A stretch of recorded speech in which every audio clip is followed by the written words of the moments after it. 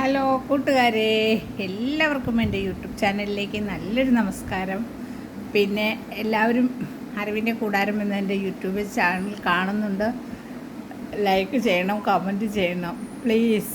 എനിക്ക് കുറച്ചും കൂടി സബ്സ്ക്രൈബ് ആവണം. അതുകൊണ്ടാണ് ഞാൻ നിങ്ങളോട് ഷെയർ ചെയ്യുന്നത്. പിന്നെ ഒരു കാര്യം ഇന്ന് ഞാൻ നിങ്ങളെ ശ്രദ്ധയിൽപ്പെടുത്തുന്നത് മറ്റൊന്നുമല്ല. നമുക്ക് ഇഷ്ടം, സ്നേഹം ഇത് രണ്ടും രണ്ടാണ്. ഇഷ്ടം എന്ന് പറഞ്ഞാൽ നമുക്കിപ്പോൾ ഒരാളോട് എനിക്ക് നിന്നെ ഭയങ്കര ഇഷ്ടമാണ് എന്ന് പറയുന്നതാണ് ശരിക്കും. പക്ഷേ എനിക്ക് നിന്നോട് സ്നേഹമുണ്ട് എന്ന് പറയുന്നത് വെറും കള്ളത്തരാണ്, പോഴത്തരാണ്. സ്നേഹം എന്ന വാക്കിന് വലിയ വിലയൊന്നുമില്ല. പക്ഷേ എനിക്ക് നിന്നെ ഒരുപാട് ഇഷ്ടമാണ് എന്ന് പറയുമ്പോഴാണ് ആ ഇഷ്ടത്തിൻ്റെ വില നമുക്ക് മനസ്സിലാവുന്നത്. അപ്പോൾ ഇഷ്ടമാണ്, സ്നേഹമാണ് എന്ന് പറയുന്നത് രണ്ടും രണ്ടാണ്. നമുക്ക് ഇപ്പം നമ്മുടെ മക്കളോട് നമ്മൾ പറയില്ലേ, അയ്യോ എൻ്റെ പൊന്നിനെ എനിക്ക് ഇഷ്ടമാണ്, എൻ്റെ പൊന്നില്ലാതെ എനിക്ക് പറ്റില്ല എന്ന് പറയുന്നു. ആ ഒരു ഇഷ്ടത്തിനാണ് കൂടുതൽ വാല്യൂ. അപ്പം ഇഷ്ടം വേറെ, സ്നേഹം വേറെ. അതുപോലെ തന്നെ വേറൊരു കാര്യമാണ്, നമ്മളെല്ലാവരും പറയും അയ്യോ എനിക്ക് മറക്കാൻ പറ്റില്ല, എനിക്കിനി ജീവിക്കാൻ പറ്റില്ല എന്ന്. പക്ഷേ മറവി നമുക്കൊരു അനുഗ്രഹം തന്നെയാണ്. എല്ലാ മനുഷ്യരും എന്തെല്ലാം സങ്കടങ്ങളൊക്കെ ഉണ്ടെങ്കിലും എല്ലാവരും മറന്നു പോകുന്നു. മറവിയില്ലായിരുന്നെങ്കിൽ മനുഷ്യന് ജീവിക്കാനേ സാധിക്കില്ല. എത്ര വേണ്ടപ്പെട്ടവനായാലും, സ്വന്തം അമ്മയായാലും അച്ഛനായാലും മകനായാലും മകളായാലും ആരെല്ലാം മരിച്ചു പോയാലും നമ്മളെല്ലാവരും ജീവിക്കണം. കാരണം നമ്മുടെ ജീവിതം നമുക്ക് ദൈവം തന്ന ഒരു വരദാനമാണ്. അപ്പോൾ ആ ദാനം നമ്മൾ ഒരിക്കലും പൊലിച്ച് കളയരുത്. നമ്മൾ എത്ര കഷ്ടപ്പെട്ടിട്ടാണെങ്കിലും അത് ജീവിച്ച് തന്നെ തീർക്കണം. അല്ലാതെ ഒരു നിമിഷം കൊണ്ട് നമുക്കത് കളയുവാനുള്ളതല്ല എന്ന് നിങ്ങളെല്ലാവരും മനസ്സിലാക്കണം. കാരണം ആളുകൾ ഇപ്പോൾ എന്തെങ്കിലും കടങ്ങളോ ബുദ്ധിമുട്ടുകളോ ബാധ്യതകളോ കഷ്ടപ്പാടുകളോ വരുമ്പോൾ ഒരു നിമിഷം അല്ലെങ്കിൽ ഒറ്റപ്പെടുമ്പോഴോ എല്ലാം വേദനകളുണ്ടാകും. ആ ഒറ്റപ്പെടലിൻ്റെ വേദനകളിൽ നിന്നെല്ലാം നമുക്ക് ദൈവം ഒരു വിടുതൽ തരും.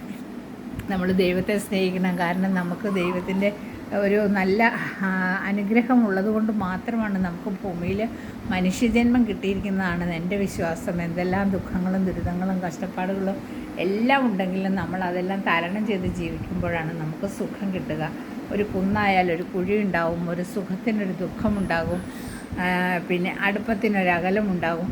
അതുപോലെ ഏതിനും അല്ലേ സങ്കടങ്ങൾ ഉണ്ടാവും, അതുപോലെ സന്തോഷങ്ങളുണ്ടാവും. അപ്പോൾ സങ്കടങ്ങൾ വരുമ്പോൾ മാത്രം ദൈവത്തെ ഓർത്താൽ പോരാ, സന്തോഷങ്ങൾ വരുമ്പോഴും നമ്മൾ ദൈവത്തെ ഓർക്കണം. അപ്പോൾ ഇങ്ങനെയെല്ലാം നമ്മൾ കുറേ കാര്യങ്ങളെല്ലാം നമ്മൾ മനസ്സിലാക്കണം. ജീവിതം വളരെ ദുർഘടങ്ങൾ നിറഞ്ഞതാണ്. ഒരു വഴിയിലൂടെ ഒരു വണ്ടി പോകുമ്പോൾ എത്ര കാത്രം കഷ്ടപ്പെട്ടാണ് ആ വണ്ടി ഓടിക്കുന്നയാൾ ആ വണ്ടി മുന്നോട്ട് കൊണ്ടുപോകുന്നത്. അതുപോലെ തന്നെയാണ് ജീവിതം കൊണ്ടുപോകുന്നത്. രണ്ടുപേരുടെയും ചുമതലയാണ്. അതിൽ ഭാര്യയ്ക്കും ഭർത്താവിനും മക്കൾക്കും പങ്കുണ്ട്.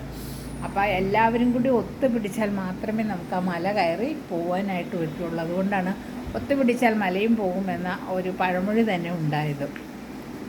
അപ്പോൾ എല്ലാ കാര്യങ്ങൾക്കും അതുപോലെ നമുക്ക് സന്തോഷങ്ങളും ദുഃഖങ്ങളും ദുരിതങ്ങളും വിഷമങ്ങളും എല്ലാം തരുന്നത് ദൈവം തന്നെയാണ്. അതിനെല്ലാം നമ്മൾ കൈനീട്ടി സ്വീകരിക്കണം എന്നാണ് എനിക്ക് പറയാനുള്ളത്. പിന്നെ ഒറ്റപ്പെടലിൻ്റെ വേദന അനുഭവിക്കാത്ത ആരും ഉണ്ടാവില്ല ഭൂമിയിൽ. എല്ലാവരും ഉണ്ടെങ്കിലും നമുക്ക് ചില സമയത്തൊക്കെ നമ്മൾ ഒറ്റപ്പെട്ടു പോയതുപോലെ നമുക്ക് തോന്നും. ആ ഒറ്റപ്പെടലിൻ്റെ ദുഃഖം തീരാനാണെങ്കിലും ദൈവം നമുക്ക് പിന്നീട് ആ ഒറ്റപ്പെടലിൽ നിന്നെല്ലാം നമുക്കൊരു വിടുതൽ തരുമെന്നുള്ള ദീർഘമായ വിശ്വാസത്തോടെ നമ്മൾ മുൻപോട്ട് പോകണമെന്ന് മാത്രമാണ് കൂട്ടുകാരെ എനിക്ക് പറയാനുള്ളത്. ഞാനങ്ങനെ ഒരുപാട് വഴികൾ താണ്ടി സഞ്ചരിച്ച ഒരാളാണ്. അതുകൊണ്ടാണ് എൻ്റെ അനുഭവങ്ങൾ തന്നെയാണ് ഞാൻ നിങ്ങളോട് പങ്കിടുന്നത്. ഓക്കെ കൂട്ടുകാരെ, ഓക്കെ ബൈ. അറിവിൻ്റെ കൂടാരം എന്ന എൻ്റെ യൂട്യൂബ് ചാനൽ ലൈക്ക് ചെയ്യണം, കമൻറ്റ് ചെയ്യണം, സബ്സ്ക്രൈബ് ചെയ്യണം. Okay bye.